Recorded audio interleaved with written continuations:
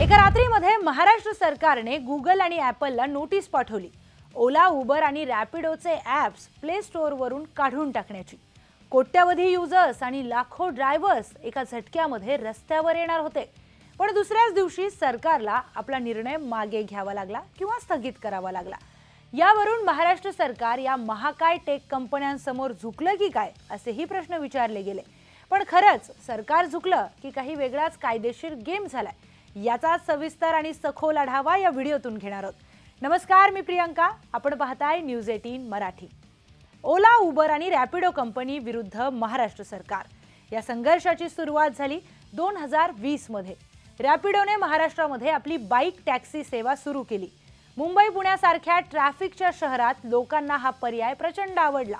पण इथेच वादाची ठिणगी पडली, कारण राज्य सरकारने या सेवेला अधिकृत परवानगीच दिली नाही। मग पुढे 2022 ला पुणे आरटीओने रॅपिडोचा परवाना नाकारला, कारण महाराष्ट्रामध्ये बाईक टॅक्सीसाठी कोणतीही स्पष्ट पॉलिसी नाहीये। वाद कोर्टात गेला। 2023 मध्ये मुंबई उच्च न्यायालयाने रॅपिडोला फटकारलं आणि विनापरवाना सेवा तात्काळ बंद करण्याचे आदेश दिले। सरकारने सुरक्षेचं कारण पुढे करत खाजगी दुचाकींचा व्यावसायिक वापर बॅन केला। रॅपिडो सुप्रीम कोर्टामध्ये गेला, पण तिथेही त्यांना दिलासा मिळाला नाही। यानंतर पूर्ण बंदी घालण्याऐवजी सरकारने 2025 मध्ये महाराष्ट्र बाईक टॅक्सी रूल्स आणले। सरकारने एक नवा नियम काढला की महाराष्ट्रामध्ये फक्त आणि फक्त इलेक्ट्रिक बाईक टॅक्सी चालतील आणि या बाईक्स पिवळ्या रंगाच्या असतील, त्यावर स्पष्टपणे बाईक टॅक्सी असं लिहिलेलं असेल।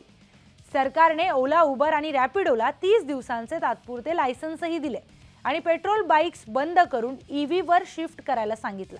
पण कंपन्यांनी या नियमांना केराची टोपली दाखवली। मार्च 2026 मध्ये सरकारने त्यांचे लायसन्स रद्द केले, तरीही ॲप्सवर पेट्रोल बाईक टॅक्सी विनादिक्कत सुरूच होत्या आणि कंपन्यांच्या याच उद्दामपणामुळे सरकारचा इगो दुखावला। कंपन्या आपला ऐकतच नाहीत हे पाहून 15 मे 2026 रोजी महाराष्ट्र सायबर डिपार्टमेंटने थेट ब्रह्मास्त्र काढलं। त्यांनी गुगल आणि ॲपलला नोटीस पाठवून ओला, उबर आणि रॅपिडोचे ॲप्स प्ले स्टोअरवरून हटवायला सांगितलं। यासाठी त्यांनी IT ॲक्टच्या सेक्शन 79(3)B चा वापर केला। पण इथेच सरकारकडून एक मोठी कायदेशीर चूक झाली आहे। कायदेतज्ञांच्या मते सेक्शन 79(3)B चा वापर एखादी बेकायदेशीर लिंक किंवा आक्षेपार्ह मजकूर हटवण्यासाठी केला जातो, पूर्ण ॲप बॅन करण्यासाठी नाही। कोणत्याही डिजिटल सेवेवर पूर्ण बंदी घालण्याचा अधिकार IT ॲक्टच्या सेक्शन 69A अंतर्गत फक्त आणि फक्त केंद्र सरकारकडे किंवा न्यायालयाकडे असतो।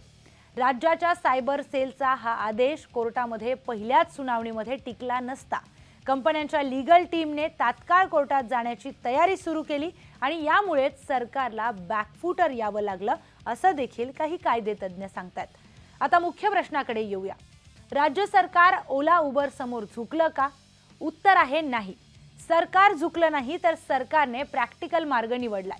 विचार करा, जर पूर्ण ॲप्स बॅन झाले असते तर फक्त बाईक टॅक्सी नाही, ओला, उबरची car, cab, auto, parcel services आणि कुरिअर सेवा एका रात्रीमध्ये ठप्प झाल्या असत्या।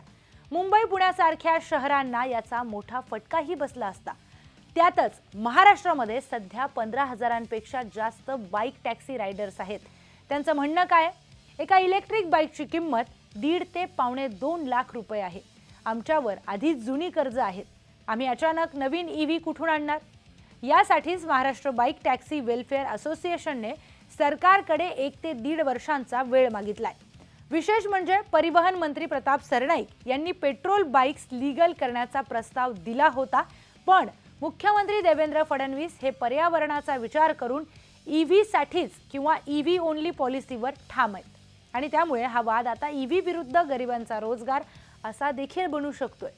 त्यामुळे सरकारने सध्या पूर्ण ॲप बॅन करण्याऐवजी या कंपन्यांना फक्त बाईक टॅक्सीचं फीचर ॲपमधून ब्लॉक करायला लावण्याचा मधला मार्ग शोधलाय। आता हा संघर्ष फक्त एका ॲपचा राहिला नाहीये, तर हा लढा तंत्रज्ञान विरुद्ध सरकारी नियम, ईव्ही पॉलिसी विरुद्ध सर्वसामान्यांचा रोजगार असाही झालाय, असं बोललं जात आहे। आता तुम्हाला याबाबत काय वाटतं? सरकारची ईव्ही आणण्याची घाई योग्य आहे की गरिबांच्या रोजगाराचा विचार करून पेट्रोल बाईक्सला मुदत वाढवून दिली पाहिजे? तुमच्या प्रतिक्रिया कमेंटमध्ये आमच्यापर्यंत नक्की पोहोचवा आणि अधिक माहितीसाठी पाहत रहा न्यूज 18 मराठी।